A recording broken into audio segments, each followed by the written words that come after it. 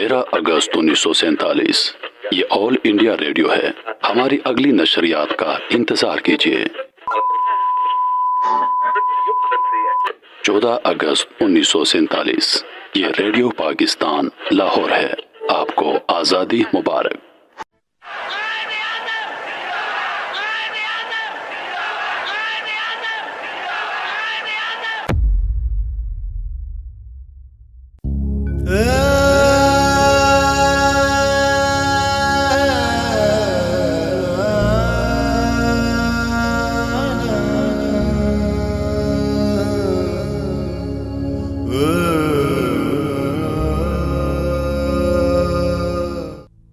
मैं तुम्हें उस दौर की किस्सा गोई सुनाने बैठता हूँ जिस दौर की हवाएं आज भी तारीख के औराक में सरगोशियाँ करती हैं।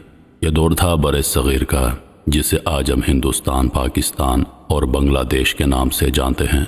उस वक्त ये सारी ज़मीन एक ही सूत के मोतियों की तरह जुड़ी हुई थी और उस पर ताज बरतानिया का राज था। उस वक्त की गलियाँ, बाजार और खेत खुशबुओं, रंगों और आवाज़ों से भरी हुई थीं।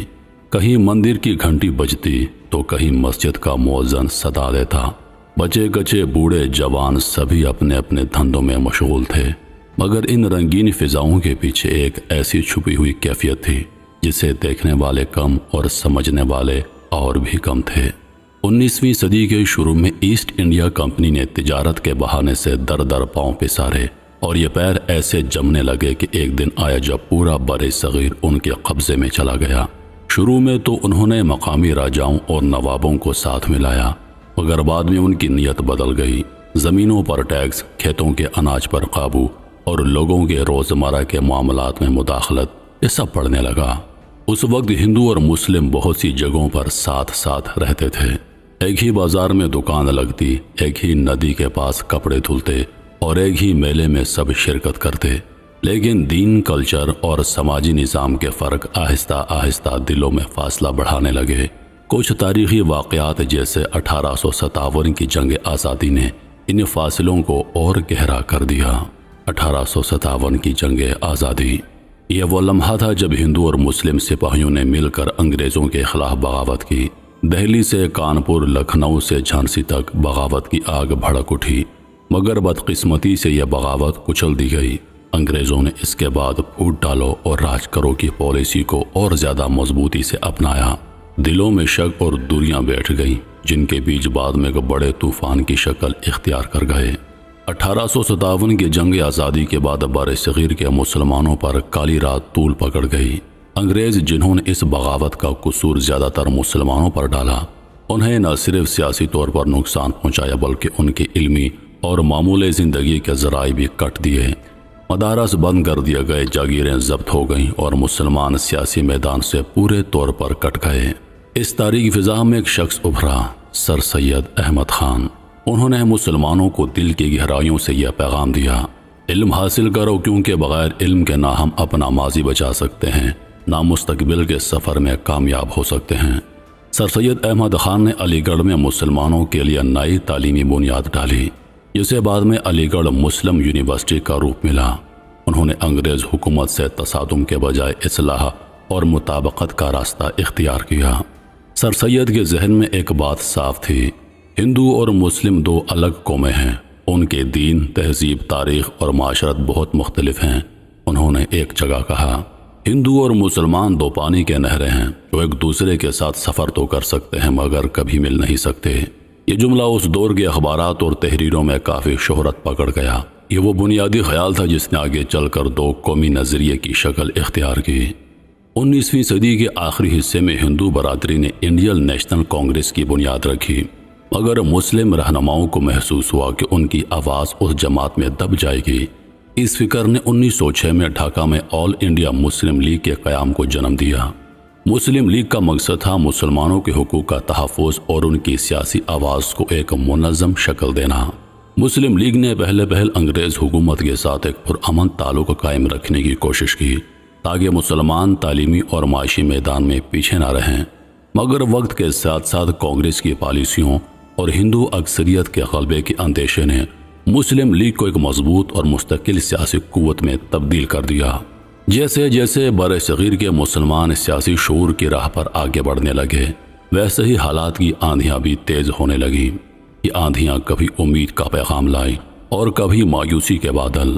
انہی دنوں میں چند بڑے واقعات پیش آئے جنہوں نے تاریخ کا دھارا ہی بدل دیا۔ 1905 میں برطانوی وائسرائے لارڈ کریزن نے بنگال کو 2 حصوں میں تقسیم کرنے کا اعلان کیا۔ ایک طرف مشرقی بنگال جہاں مسلمانوں کی اکثریت تھی اور دوسری طرف مغربی بنگال جہاں ہندو آبادی زیادہ تھی۔ یہ فیصلہ بظاہر انتظامی سہولت کے لیے تھا، مگر ہندو رہنماؤں نے اسے پھوٹ ڈالو اور راج کرو کی سازش سمجھا۔ ہندوؤں نے زبردست احتجاج کیا، جلوس نکلے اور سوادیشی تحریک شروع ہوئی جس میں برطانوی اشیاء کا بائیکاٹ کیا گیا۔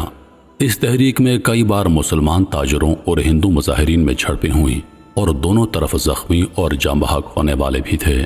آخرکار 1911 میں یہ تقسیم واپس لے لی گئی، مگر اس نے مسلمانوں کے دلوں میں یہ احساس بٹھا دیا کہ ان کے مفاد اکثر ہندو قیادت کے فیصلوں میں نظر انداز کیے جا سکتے ہیں۔ 1920 میں گاندھی جی نے برطانوی راج کے خلاف عدم تعاون کی تحریک شروع کی۔ لاکھوں لوگ سرکاری ملازمتوں سے استعفا دینے لگے، اسکولوں اور عدالتوں کا بائیکاٹ کیا گیا، مسلمانوں کی ایک بڑی تعداد بھی شامل ہو گئی۔ اگر جلد ہی کچھ ایسا واقعات پیش آئے جن میں فرقہ وارانہ کشیدگی بڑھ گئی اور مسلم رہنماؤں کو خدشہ ہوا کہ ان کی قربانیاں بھی ہندو اکثریت کے غلبے میں ضائع ہو سکتی ہیں۔ ان دنوں محمد علی جناح جو ایک ممتاز وکیل اور کانگریس کے رکن تھے، ہندو مسلم اتحاد کے بڑے حامی تھے۔ انہیں ہندو مسلم اتحاد کا سفیر کہا جاتا تھا، مگر وقت کے ساتھ کانگریس کی پالیسیوں اور ہندو اکثریت کے دباؤ نے جناح کو مایوس کیا۔ 1928 میں نہرو رپورٹ آئی جس میں مسلمانوں کے جداگانہ انتخابی حق کو نظر انداز کر دیا گیا۔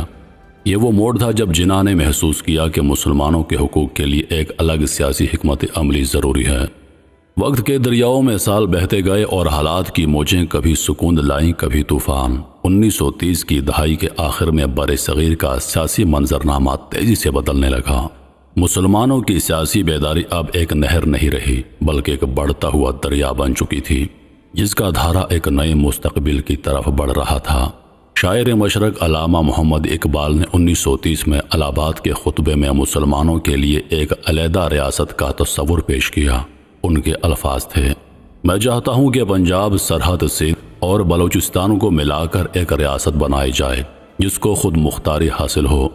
یہ بات اس وقت محض ایک تصور تھی مگر یہ مسلمانوں کے دل میں امید کا چراغ روشن کر گئی۔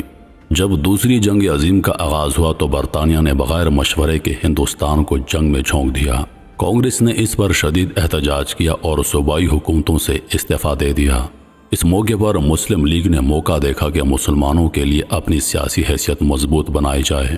محمد علی جناح نے کہا، یہ وقت ہے کہ ہم اپنے لیے ایک ایسا راستہ نکالیں جو ہماری قوم کی بقا کی ضمانت دے۔ لاہور کے منٹو پارک میں آل انڈیا مسلم لیگ کا سالانہ اجلاس ہوا۔ لاکھوں لوگ دیہات سے، شہروں سے، دور دراز علاقوں سے قافلوں کی صورت میں آئے۔ گرمی تھی، دھوپ تیز تھی، مگر جوش و خروش کی لہر ہر چہرے پر نظر آ رہی تھی۔ یہاں قرارداد لاہور پیش کی گئی جس میں بر صغیر کے مسلمانوں کے لیے الگ ریاستوں کے قیام کا مطالبہ کیا گیا۔ یہ وہ لمحہ تھا جب ایک خواب ایک سیاسی مطالبہ بن گیا۔ قرارداد لاہور کے بعد محمد علی جناح کی قیادت میں مسلم لیگ ایک تیز رفتار سیاسی قوت بن گئی۔ انہیں اب قائد اعظم کہا جانے لگا۔ جناح کی سیاسی حکمت عملی، ان کی قانونی مہارت اور ان کا عزم مسلمانوں کو یہ یقین دلانے لگا کہ علیحدہ ریاست کا خواب حقیقت بن سکتا ہے۔ کانگریس چاہتی تھی کہ آزادی کے بعد ایک متحدہ ہندوستان بنے، مگر مسلم لیگ اس بات پر ڈٹی رہی کہ مسلمانوں کی ایک الگ ریاست ضروری ہے۔ مذاکرات کے کئی دور ہوئے مگر نتیجہ نہ نکل سکا۔ دونوں طرف سے اخبارات میں بیانات کا تبادلہ ہوا، جلسے، جلوس ہوئے اور عوام میں سیاسی گرمی بڑھتی گئی۔ سال 1947 کی بہار اپنے ساتھ ایک غیر معمولی ہوا لے کر آئی۔ یہ وہ ہوا تھی جس میں آزادی کی خوشبو تھی اور جدائی کا کڑوا ذائقہ بھی۔ برسوں کی کشمکش کے بعد برطانیہ نے اعلان کیا کہ وہ ہندوستان چھوڑ کر جا رہا ہے، مگر سوال یہ تھا کہ وہ کس شکل میں جائے گا، ایک متحدہ ملک چھوڑ کر یا دو الگ الگ ریاستوں میں تقسیم کر کے۔ 1947 میں برطانوی وائسرائے لارڈ ماؤنٹ بیٹن نے ایک منصوبہ پیش کیا جسے ماؤنٹ بیٹن پلان کہا گیا۔ اس میں اعلان کیا گیا کہ بر صغیر کو دو خود مختار ریاستوں میں تقسیم کیا جائے۔ ہندوستان اور پاکستان۔ پاکستان میں مسلم اکثریت والے علاقے شامل ہوں گے۔ پنجاب، بنگال کا مشرقی حصہ، سندھ، بلوچستان اور سرحد۔ یہ اعلان ایک طرف مسلمانوں کے لیے خوشی کی لہر بن کر آیا تو دوسری طرف ہندو اور سکھ آبادی کے لیے صدمہ اور غصے کا باعث بنا۔ سر سیرل ریڈ کلف جو برطانیہ سے پہلی بار ہندوستان آئے تھے، ان کو یہ ذمہ داری دی گئی کہ وہ دونوں ملکوں کے درمیان سرحد کھینچیں۔ ان کے پاس یہ کام مکمل کرنے کے لیے محض 5 ہفتے تھے۔ انہوں نے نقشے دیکھے، آبادی کے اعداد و شمار کا جائزہ لیا، مگر اتنے بڑے فیصلے کے لیے وقت بہت کم تھا۔ کئی گاؤں اور قصبے ایسے تھے جہاں ہندو اور مسلمان صدیوں سے ساتھ رہتے تھے، مگر ایک لکیر نے سب کچھ بدل دینا تھا۔ گاؤں گاؤں، شہر شہر لوگ سر جوڑ کر بیٹھے تھے۔ کئی مسلمان اپنے رشتہ داروں کو کہہ رہے تھے، بھائی ہمیں پاکستان جانا ہوگا، یہ شہر اب ہمارے لیے محفوظ نہیں رہے گا۔ اور کہیں ہندو اور سکھ خاندانوں میں بات ہو رہی تھی، ہمیں اپنا سب کچھ چھوڑنا پڑے گا اگر ہم ہندوستان میں ہی بسیں گے۔ یہ فیصلے آسان نہ تھے، کیونکہ اس کا مطلب تھا زمین، گھر، کھیت، دکان اور کئی نسلوں کی یادیں چھوڑ دینا۔ کئی لوگ قافلے تیار کرنے لگے، بیل گاڑیاں، گھوڑا گاڑیاں اور پیدل سفر کرنے والے لوگ سب اپنے اپنے ساتھ برتن، بستر اور بس اتنا سامان لے جا رہے تھے جتنا اٹھایا جا سکتا تھا۔ جیسے جیسے آزادی کا دن قریب آتا گیا، فسادات اور حملوں کی خبریں بھی بڑھنے لگیں۔ کہیں ریلوے اسٹیشن پر مسافروں پر حملہ، کہیں گاؤں میں لوٹ مار ہوئی۔ دونوں طرف کے لوگ خوف اور بے یقینی میں مبتلا تھے۔ یہ وہ لمحے تھے جب آزادی کے خواب کے ساتھ خون کی لال لکیریں بھی ابھرنے لگیں۔ آزادی کا سورج آخرکار 14 اور 15 اگست 1947 کو طلوع ہوا۔